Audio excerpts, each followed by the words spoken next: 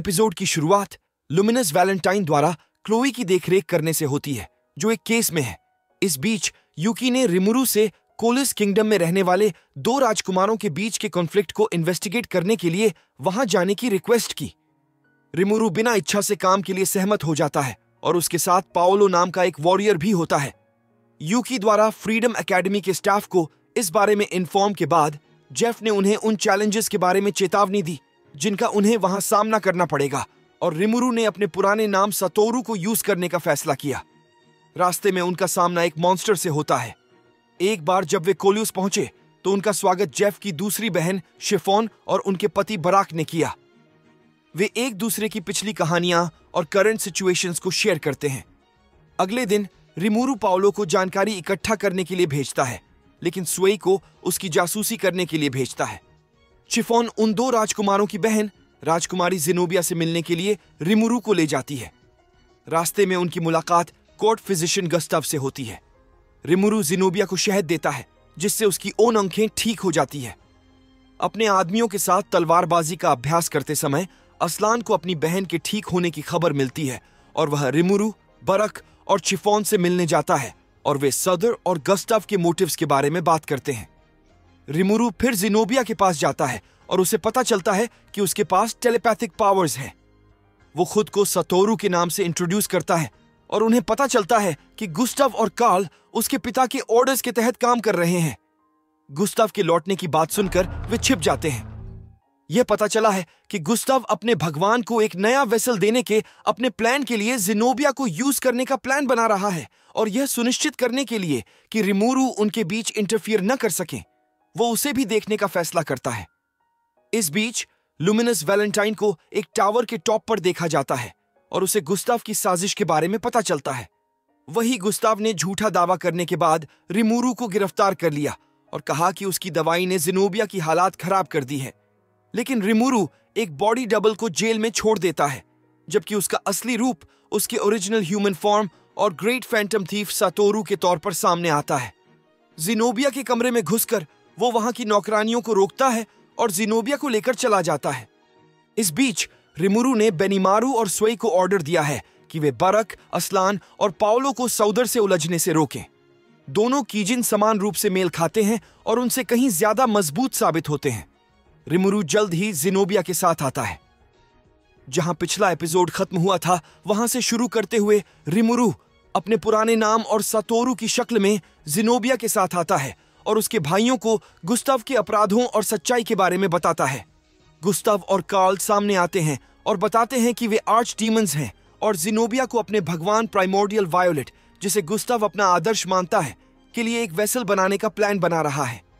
उन्हें इंटरफियर करने से रोकने के लिए गुस्ताव कार्ल और सभी के चारों ओर एक फोर्स फील्ड बनाता है, जबकि वह अपने प्लान को पूरा करने के लिए जिनोबिया के साथ भाग जाता है और कार्ल को उन्हें हराने के लिए छोड़ देता है।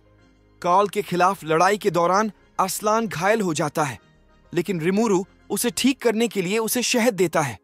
पाओलो, जो फोर्स फील्ड में नहीं फंसा था, बेहोश जिनोबिया के साथ भागने का प्रयास करता है और लुमिनस वैलेंटाइन उसे गुस्ताव के हमले से बचाती है।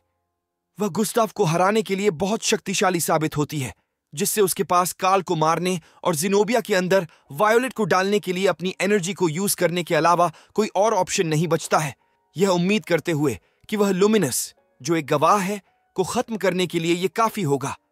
वह एक डीमन लॉर्ड के रूप में लुमिनस की असली पहचान जानकर हैरान रह जाता है, जो वायोलेट को भी जानती है।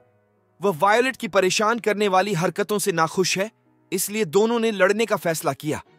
वे दोनों एक जैसे साबित हुए और लड़ाई के बाद वायोलेट ने बताया किया कि वह अपने वेसल से संतुष्ट नहीं है, क्योंकि यह अभी तक उसके लिए सूटेबल नहीं थी और वह गवाह से छुटकारा नहीं पा सकती है, जो शरीर हासिल करने के उसके प्लान से समझौता करती है और कहती है कि उसे अब सबूत मिटाना होगा। गुस्ताव ने सोचा कि वह लुमिनस के बारे में बात कर रही थी, लेकिन उसे बहुत देर से पता चला कि वह उसके बारे में बात कर रही थी, और वायोलेट ने अपने प्लान को सही ढंग से पूरा नहीं करने के लिए उसे तुरंत मार डाला।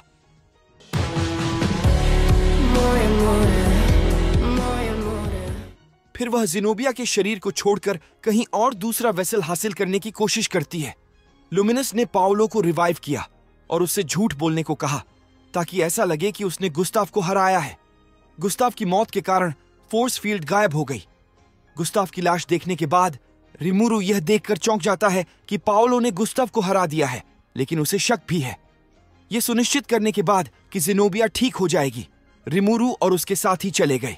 रिमुरु जेल में लौटता है, अपने हमशक्ल को गायब कर देता है और उसकी जगह ले लेता है, इससे पहले कि एक गार्ड उसे असलान और सौदर के पास ले आता, जो ये बताते हैं कि वो सतोरु हैं जिसने पहले असलान और ज़ेनोबिया को शहद दिया था। असलान, सुधर, ज़ेनोबिया से बात करते हुए बारक और चिफोंग को पता चलता है कि रिमुरु जूरा टेम्पेस्ट फेडरेशन का रूलर है और टेड्रॉन ही इस सब के पीछे का असली मास्टरमाइंड है, जिसने गुस्ताव और कार्ल को बुलाया और अपने बेटों में से एक विजेता को न्यू वेसल बनाने की उम्मीद में लड़ने के लिए प्रेरित किया, क्योंकि उसका पुराना शरीर मर रहा था। लेकिन जब सोल्जर्स ने उनके दुष्ट पिता का सामना करने की कोशिश की तो उन्होंने उसे मरा हुआ पाया। कुछ समय पहले टेड्रॉन इस बात से नाराज था कि उसका प्लान फेल हो गया है और वह एक वेसल को हासिल करने के लिए एक और ट्राई करने के लिए एक डीमन को बुलाने का सोचता है, लेकिन उसका सामना वैलेंटाइन से होता है, जो उसे उसके अपराधों के लिए उसे मार देती है और सबूत छोड़ देती है जो उसके अपराध को साबित करते हैं। जैसे ही रिमुरु जाने की तैयारी करता है, पाओलो वही रहने का फैसला करता है, क्योंकि सौदर कोलिस का नया राजा बन जाता है, जबकि असलान डिफेंस मिनिस्टर बन जाता है। रिमुरु बाद में यूकी को अपनी सफलता के बारे में इन्फॉर्म करता है, लेकिन वह किसी और जॉब को अवॉइड करता है। फाल्मथ के खिलाफ लड़ाई के कुछ समय बाद असलान, सौजर, ज़ेनोबिया और पाओलो को पता चला कि रिमुरु एक डीमन लॉर्ड बन गया है। पोस्ट क्रेडिट सीन में 2 फीमेल प्राइमोडियल्स को वायोलेट के एक्शंस के बारे में पता चलता है और वायोलेट एक नए वेसल की तलाश में अपने डोमेन पर लौट आती है। इसके बाद कैमरा टोवा और हीरो के साथ एक क्रिस्टल बॉल पर फोकस करता है, जो स्कारलेट बॉन्ड की घटनाओं की एक झलक दिखाते हैं।